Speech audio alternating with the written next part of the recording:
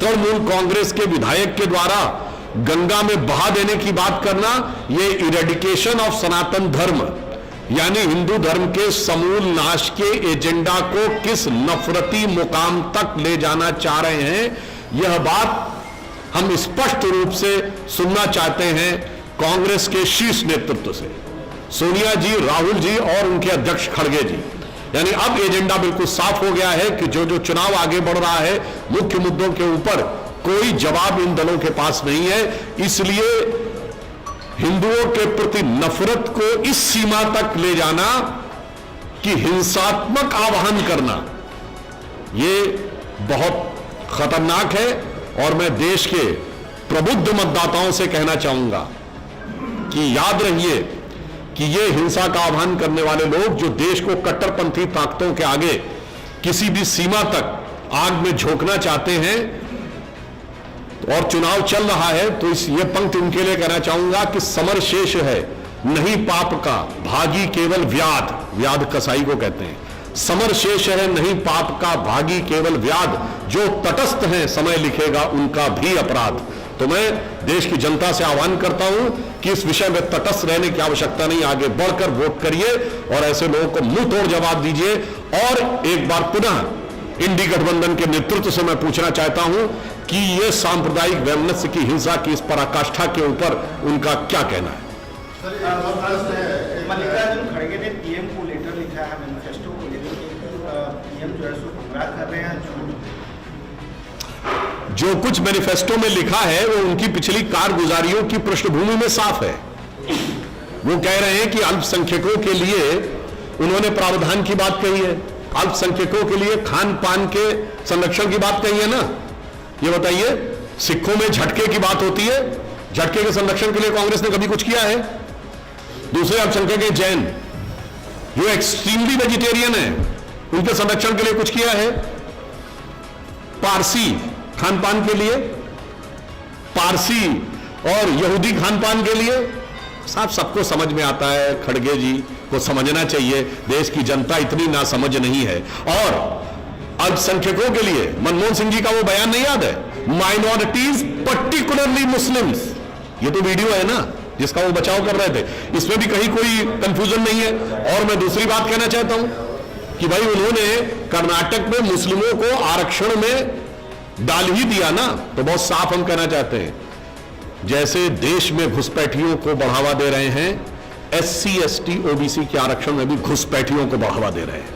न भारतीय जनता पार्टी ने देश के अंदर घुसपैठियों को आने दिया, जितनी तगड़े दृढ़ता के साथ मोदी जी की सरकार खड़ी हुई थी, उतनी ही दृढ़ता के साथ भारतीय जनता पार्टी खड़ी है। आरक्षण में भी कांग्रेस के संरक्षण में किसी प्रकार की घुसपैठ नहीं होने देंगे। बदली जा रही है। देखिए, जब आदमी को हार साफ नजर आने लगती है तो कोई ना कोई बहाने या यूं कहें कि शिकस्त की पेशबंदी की शुरुआत विपक्षी दलों की तरफ से होने लगी है। और मैं पुनः ये बात कह चुका हूं, एक बार पुनः रिपीट कर देता हूं, ईवीएम पे आरोप कितने हसीन है। देखिए साहब, ईवीएम कैसा काम करती है विपक्ष के साथ। वो पंजाब में अच्छा काम करती है, हरियाणा में खराब हो जाती है। वो हिमाचल में अच्छा काम करती है, उत्तराखंड में खराब हो जाती है। फिर दिल्ली में अच्छा काम करती है, उत्तर प्रदेश में खराब हो जाती है। और राजस्थान और छत्तीसगढ़ में 2018 में अच्छा काम किया था, 2023 में खराब हो गई थी। और क्या बताएं, 2023 में कर्नाटक में खराब काम किया था, 2018 में खराब काम किया था, 2023 में अच्छा काम कर दिया उसने। मतलब फिर बंगाल, तेलंगाना और आंध्र में ईवीएम ने अच्छा काम किया, गुजरात, महाराष्ट्र में गड़बड़ काम कर दिया। फिर तमिलनाडु में ईवीएम ने अच्छा काम किया और असम में खराब काम कर दिया। मैं पूछना चाहता हूं, क्या देश की जनता को वो समझ रखा है, वो शब्द जो आप प्रयोग करना बंद हो गया है कांग्रेस के मुख्य नेता के लिए? आपके नेता वो होंगे, अगर देश की जनता ही नहीं समझती है कि जिग जैग टर्न ड्रॉ कर रहे हैं कि अपनी अपनी सुविधा के अनुसार लोकतंत्र और लोकतांत्रिक संस्थाओं के ऊपर आक्षेप लगाना बंद करना चाहिए। ईमानदारी से राजनीति के यथार्थ को स्वीकार करना चाहिए।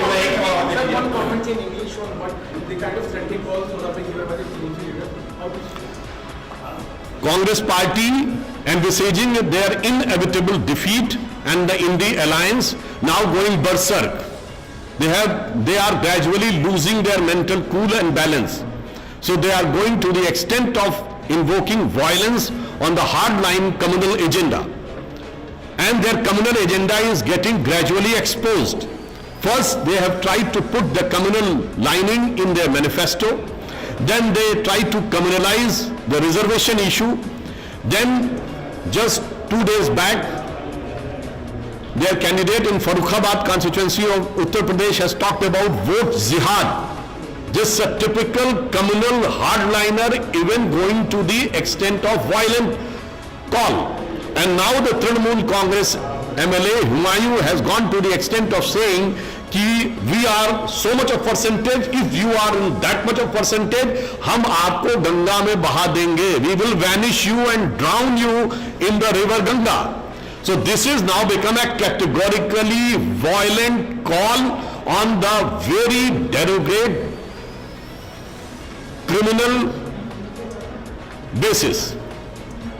So we want a clear-cut explanation from the top leadership of the India Alliance, Rahul ji, Sonia ji and Kharge ji, that what is your agenda? Your agenda has started from eradication of Sanatan Dharma and now come to the violent expression of this type of things. So your hatred against the Hindu Dharma and Sanskriti is becoming gradually exposed.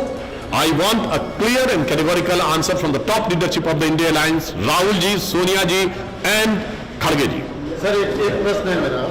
एक कर्नाटक में मंत्री हैं RV थीमापुर, Congress के बड़े वरिष्ठ नेता है, और उन्होंने भगवान कृष्ण का मजाक उड़ाया ये कह के कि रवन्ना जो है उनका भी रिकॉर्ड तोड़ना चाहता था. ये लगता है कि कृष्ण भगवान को पीछे छोड़ना चाहता है. देखिए, ऐसा होता है कि जिन लोगों को धर्म संस्कृति के बारे में पता नहीं होता है, एक हिंदी में कहावत होती है, करिया अक्षर भैंस बराबर. तो अगर उनको उतना ही ज्ञान है और कांग्रेसियों को उसी ज्ञान पे गुमान है, तो मुझे लगता है उनके ये अभियान का अंत एक पराजय के घमासान में होना तय है. देश की जनता बहुत स्पष्ट है, वो किसी से मजाक नहीं उड़ा चुके. अरे हमें बचपन के जमाने से याद है, हिंदू देवी देवताओं की नग्न तस्वीरें बनाने वालों का समर्थन किया गया था, उनका बचाव किया गया था. हमें याद है अपने जमाने में Arjun Singh as HRD minister जाकर उन प्रदर्शनियों का उद्घाटन किए थे जिसमें भगवान राम और माता सीता को भाई बहन दिखाया गया था. तो फितरत वही है, हरकत वही है, शरारत वही है. इसलिए आप देखिएगा इस सियासत का माकूल जवाब जनता इस चुनाव में देगी. ये अभी वोट जिहाद पे अखिलेश यादव का स्पष्टीकरण आया है. उनका कहना है कि ये चुनाव की गवागर्दी में कुछ बातें निकल जाती. देखिए, उनकी मजबूरी समझी जा सकती है. जहां जिहाद शब्द आ जाएगा वहां तो वो सजदे में हो ही जाएंगे. अखिलेश यादव जी की सामर्थ्य से बाहर है.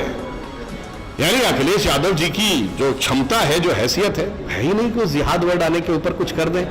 जिहाद के बाद तो एक ही लाइन होगी, सजदे में निगाह रहे, तमाम होश और खिरत पेश बादशाह रहे. तो जो कह दिया गया उसके साथ है, मगर देश की जनता भली बात समझती है.